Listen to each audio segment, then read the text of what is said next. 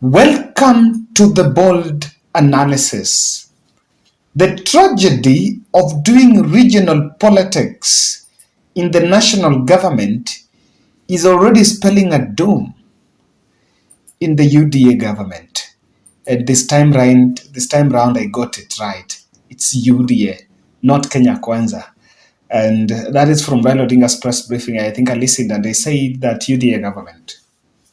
Ladies and gentlemen, did you know that President William Ruto was supposed to be in Kisii today? But last minute, that tour was postponed. It was politically important because we have seen since inauguration, the president has been conducting prayer rallies. They are not uh, church visits. They are rallies because if you listen to the tones and the statements from the pulpit when they are there, bit of what they address is our politics. So after touring Meru, at one point I think he was also in Homa Bay, in Kitui, he was also in Mombasa. William Ruto was supposed to head to Kisii. And he was going to Kisii, but that moment was changed. Remember, let me just tell you, after leaving South Korea, it is understood that President went to Dubai. And Dubai shortly, I don't know whether it was via Dubai, those people who have traveled to South Korea, I know some of us are here. Kama kuna, you must pick another plane from Dubai. Of course, there is no direct flight from Kenya to South Korea.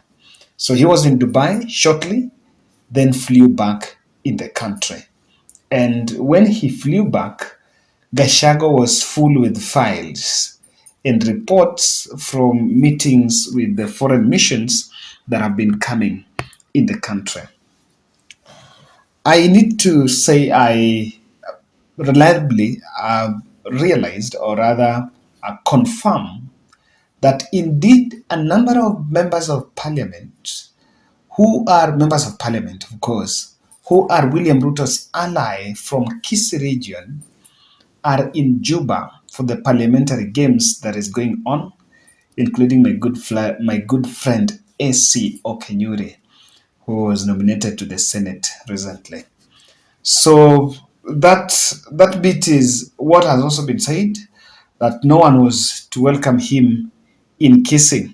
Silvanus Osoro, however, is saying that President Ruto was supposed to have a morning meeting by some visitors that had just checked in the country some few days ago, and he would not make up to attend the church the service in Kisii because he would want William Ruto to go to Kisii with a very good plan so that he can spend quality time with the people of Omugusi. You know, in Kisii there is a state house there. So when he goes there, he can even be there for more than 2 days. And so, according to Osoro, is that Ruto was just busy and he wanted to attend the church service. So that's why he had to remain here within Nairobi so that he could attend the church service in Karen. These different versions have been given to why William Ruto. Of course, there is no official communication on this matter. I have been trying to look throughout, and the papers have been reporting about that tour because even yesterday, I think the journalists, the correspondents in Kisii had got the invitations that William Ruto will be in the town, and of course, there were those plans. This William Ruto's tour was very critical because it is coming at a week where we have the reports of Matiang'i crossing over to UDA had circulated different media outlets. And of course, where there is a smoke, there is fire. There have been those negotiations between Matiang'i and a host of UDA leaders from the region for him to cross over and work with William Ruto. So that meeting probably was also it will culminate on that political move. Simba Arati, who is the governor and is supposed to be the host of the president, however, is strong on listening to the voice of Raila Odinga, who insists that if things cannot be addressed, then the people of Kenya will have to exercise their power that belongs to the people. So, from if you are on ground, politically, one thing I can say is the president have a very tight schedule and it's everything is planned. But the Kisii one, it seems something is not adding up and there is a challenge somewhere. Why that meeting? Why that visit was not William Ruto did not obey or rather did not go to Kisii. You may need to ask what is the stake of Kisii in Ruto's government? They have Education CS Ezekiel Machogu, who I need now to confirm in this analysis that Ezekiel Machogu was indeed a UDA governor candidate in Kisii. Initially, I think I had mentioned that it was ANC, but I have also did my research and realized he was in UDA. And for the first time since independence, they are crying out that they have missed out on a PS, permanent secretary position. Oh my goodness, Mogaka, I don't know what you think. I don't want to be invited, and I don't want to take the invitation to discuss the regionalization of government positions. It just makes me sick because when you talk about the regions, then where is the Ogiak? Where is the Maasai? We have many communities, and if we have to take that direction, then we are simply getting something wrong. It should be about meritocracy. I maintain it should be about meritocracy. The priority should not be on the homeboys and the homeboy mentality. That's what we need to rise above that. So, why did Ruto not go to Kisii? The Abagusi politics is very complicated, and the Abagusi is dissatisfied with the latest appointments, sadly. Remember, James Ongwae crossed over from ODM and led that mass exodus from ODM to Karen and met with William Ruto. And there, maybe what I can speculate is he was expecting that he was going to be given something, some job, and that job is not forthcoming. So now, if you have the new leadership, which is the Ongwae's team, were new additives. Then we have the Sylvanus Osoro, who lately has been blowing hot and cold. And let me tell you, remember the conversation about term limit? Will Osoro is the chief whip in the National Assembly. And Rift Valley MPs maintained that it was time to have that conversation.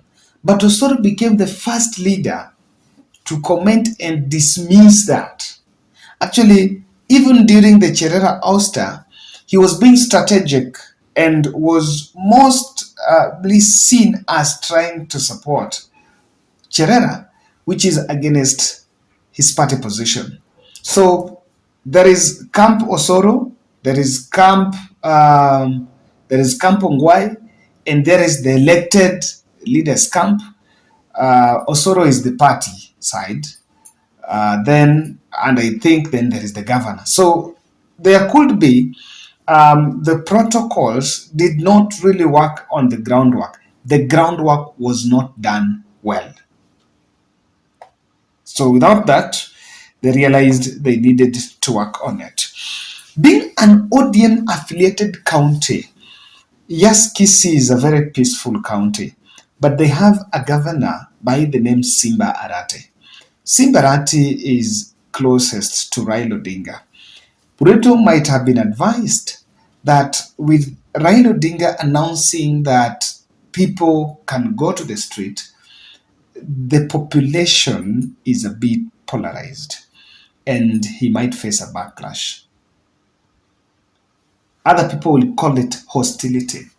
But of course, he's the president of the country, so there is nothing really more that Ruto can fear in terms of hostility. But the intelligence could have advised him that with Raila Odinga making that announcement that he's planning for people to go to protest, there is bit of that hostility. And one thing I've always said is this: when you see protest, my position is that it's good to exercise the power of the people, but of course it must have its own safeguards so that it does not create an enterprise of distracting, rather of destroying people's properties. So they might have realized that, oh, Kisii is close to Homa Bay, it's close, it borders Nyanza, and actually William Ruto was going to Nyanza. In short, the last time he was there, he was in Homa Bay, and now there is this conversation that has been going on. I believe it's coming up of having courier from Migori County. Maybe, and the delimitation debate is still going on. There is also a debate about Kugawa. Is it Kisii or Trans Nzoia? So the Amagusi issues are still quite in stake, quite a number of them. Lastly, Ezekiel Machogu has become the face of rebellion within the cabinet by hiking the fees.